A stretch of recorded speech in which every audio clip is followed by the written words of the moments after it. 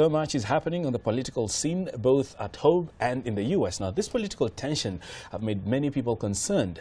Tinashe Chuchu is a lecturer at VIT who joins us in studio right now to give us a better understanding of what is happening around us. Tinashe, happy New Year and welcome back. Thank you for having me. There's obviously a lot to talk about, but let's talk about this reshuffling of the cabinet that we've been waiting now for so long. We don't know when it's happening.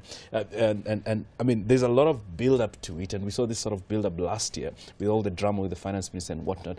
Give us your reading of the current situation. Okay. I think that there's a lot of hype, and I feel that we are not going to see necessarily major changes, because when you discover situations like the current situation we have, there's a lot of noise around, but I don't see major changes happening, and people are usually nervous to have major change, and at the end of the day, you don't want to risk losing an election because you tried something that was new. Yes. Major changes. So at the weekend, we saw reports about Brian Molefe possibly making his way to Parliament, and there are rumors that perhaps they're gunning him for the finance ministry position. So in saying you don't see major changes, you don't see that likely end for Brian Molefe? I know. A lot of people have been saying that he's likely going to get the position, but we're still yet to see. We're still yet to see what will happen, though. Yes. Interesting. What is the import of this reshuffling or potential reshuffling? Because a lot of people are saying, hey, this is just the administration of President Jacob Zuma getting people in line. Those who are dissenting should be kicked out and bring closer people who are for him. How big a deal? Which is what Trump is doing. Which is well, I don't know about that, but how big a deal are these realignments, and especially now for the ANC? Okay. The thing was, what was happening was because of the local government elections shock, a lot of people think that some change had to happen, because no one thought that Tshwane was going to be lost. No one thought that Johannesburg was going to be lost. So I think these two major losses were probably the reasons for these shuffles to probably happen. And Tinashe, talking about Donald Trump, what do you make of everything that's happening there? I think this is exactly what a lot of people predicted, that there's going to be a lot of sideshows. Like right now, you find that everything that he's doing, and unfortunately, it's taking away from the first 100 days, because his first 100 days are probably the most watched of any U.S.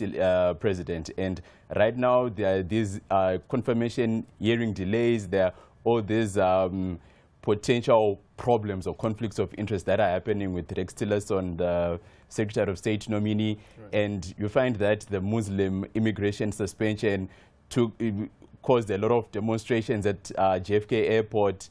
There was the Women's March. So I think it's unfortunate that the first 100 days were dominated by protests and sideshows that are not necessarily beneficial for anyone. Right, interesting. Yes. And just before, let's just get back to local politics, because it's not just the ANC that is having a lot of drama. Let's talk about the D and what's happening. Is this just a simple realignment, or there's more than meets the eye here?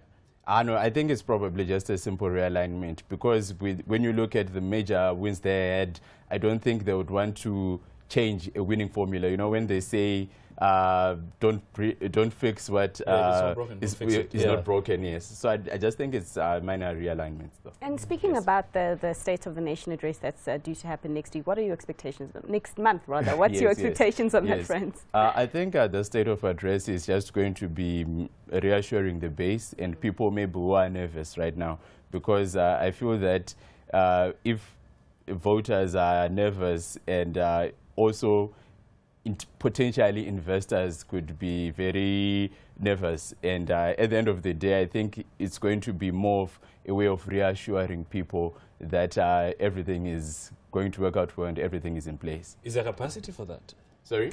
Based on what is coming out of the ANC, is there capacity for them to deliver that sort of message? Yes, and especially with reports now with this renewed feud between the Guptas and Gordon, and is there capacity for that? I think they have to, if they want to have a smooth transition, because 2017 is going to be very crucial.